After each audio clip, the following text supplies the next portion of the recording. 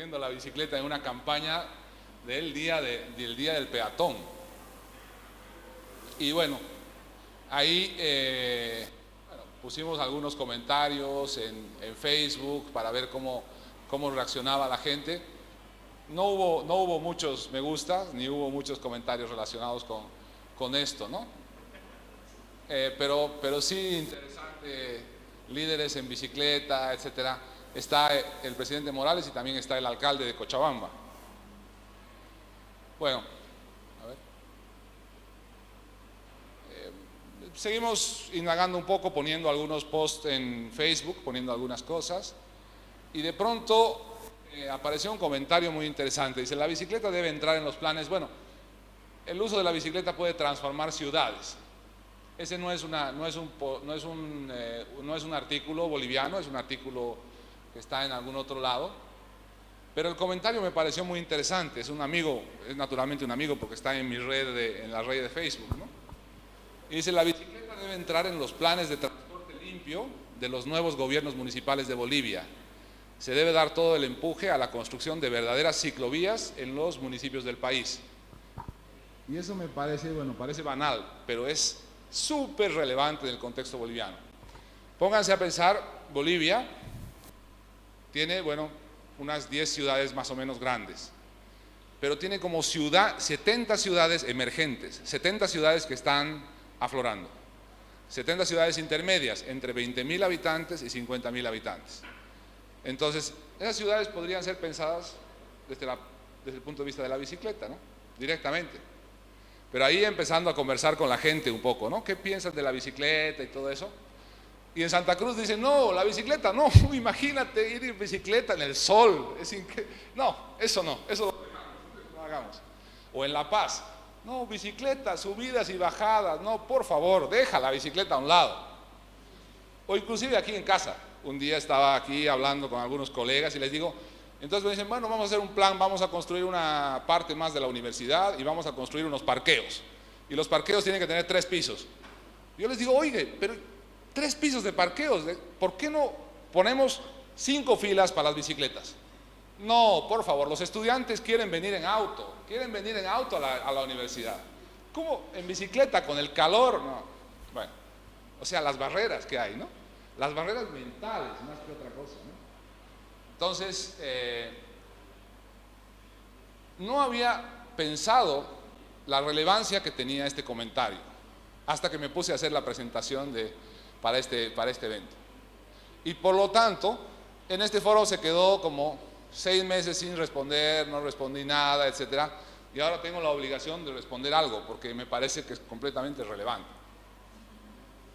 La ciclovía en la COP20 de cambio climático, bueno, no tiene mucho alcance, ¿no? Porque la puede ir en bicicleta y la pasa en un ratito.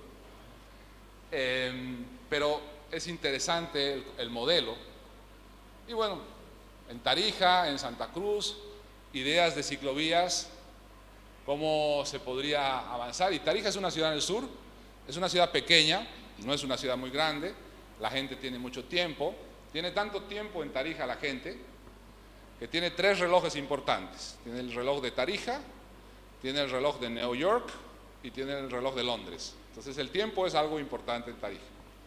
Una vez yo estaba en Tarija hace unos años y estaba hablando del cambio climático, pero trabajo en cambio climático mucho tiempo, y entonces un tarijeño que estaba ahí se levanta y dice: una cosa vamos a poner en claro, si Estados Unidos no firma el protocolo de Kioto, Tarija no va a hacer nada en este tema. Entonces, bueno, la autoestima tarijeña es realmente muy importante, ¿no? Y parece que están avanzados en el tema de ciclovías y van a avanzar rápidamente. Bueno, y eso es lo que les decía, ¿no? Ciudades, una cantidad de ciudades emergiendo en el país, nuevas ciudades con poca gente, fantástico para meter la bicicleta. Veamos qué pasa. La única ciclovía que existe en el país, la más consolidada y donde más apoyo ha habido del gobierno municipal, ahora está completamente abandonada. Y hay una serie de fotos en este periódico, es un periódico local, donde dicen, bueno, la ciclovía es un lugar donde te asaltan, la ciclovía no es utilizada por las bicicletas, sino por las motos, y es una moto pasando por un lugar que está presuntamente pensado para ir en bicicleta. Entonces, donde tenemos ciclovía no la usamos, y donde no la tenemos queremos una ciclovía, ¿no? Entonces, bueno, hay temas ahí fuertes de cómo llevar adelante la sostenibilidad. Eso era lo que quería contar. El Foro Nodo Sur, hay algunos temas que nos empiezan a apasionar, ¿no? Algunos temas que son interesantes. Por ejemplo, en La Paz tenemos un teleférico de fama mundial. No sé si lo han escuchado. Bueno, tiene 3 líneas, y ahora vienen 9 líneas más, una inversión de $600 millones para llevar adelante el teleférico en La Paz. Todo un sistema de transporte interconectado. Y bueno, la pregunta es, ¿cuál es el beneficio ambiental del teleférico? Y la cosa es explorarlo con la gente, o sea, ver cómo la gente va respondiendo y cómo se va construyendo una especie de aprendizaje colectivo, una especie de compartir información clave. Y aquí había una pregunta sobre el tema de las emisiones que se reducen en el teleférico. Pues el gobierno de Bolivia no quiere hablar de emisiones. Y dice, no, nosotros no queremos, simplemente hacemos teleférico, y tiene beneficios ambientales, tiene muchos beneficios sociales, porque está uniendo a la ciudad del Alto, que es una ciudad de indígenas, con la ciudad de La Paz. Hay una serie de frases interesantes, importantes, que aparecen en CNN, etcétera. El teleférico es una unión de 2 mundos, el mundo aymara con el mundo latino que vive, digamos, en la zona sur, ese vínculo. El teleférico enseña a la gente el valor público, porque la gente entra al teleférico, paga su entrada, se mantiene en orden, etcétera. Hay una serie de beneficios sociales fantásticos, pero al mismo tiempo hay una serie de críticas inmensas, ¿no? Ahora dicen el teleférico es muy costoso, es muy caro, no es factible, cuesta más que lo que costaría cualquier transporte público, etcétera. Entonces, bueno, la idea del Nodo Sur es lograr aprendizaje colectivo, conversar entre las personas, tratar de empezar a compartir información clave para que la gente empiece a entender el tema y empiece a hablar con un nivel de educación un nivel de información más detallado. Y la otra cosa es que este aprendizaje y este compartir información debería trascender las fronteras. Realmente ciudadanos globales, ciudadanos mundiales. No necesitamos hablar de Bolivia solamente, porque es muy pequeña nuestra visión. ¿Para qué nos vamos a mirar el ombligo? Veamos más grande, veamos Latinoamérica. Entonces veamos Latinoamérica, qué pasa en otros lugares. Tenemos esta pregunta de cuántas emisiones reducimos, no tenemos plata, no podemos hacer investigación. No, otros ya lo han hecho. En Colombia, por ejemplo, han hecho una evaluación, 19.000 toneladas de CO2 de reducción de gas de efecto invernadero, etc. Interesante movernos a esa escala. Y bueno, algunas preguntas de investigación. El gran reto es cómo motivar a la gente a la acción colectiva, cómo hacer que la gente responda y se meta en este baile. Entonces, ese es el gran reto, esa es la pregunta que yo tengo para mí mismo, porque depende de la motivación. ¿Cuál es la motivación que tiene la gente? Mi motivación en este caso, de participar en este foro y todo eso, es porque estoy trabajando como profesional en este tema y me interesa.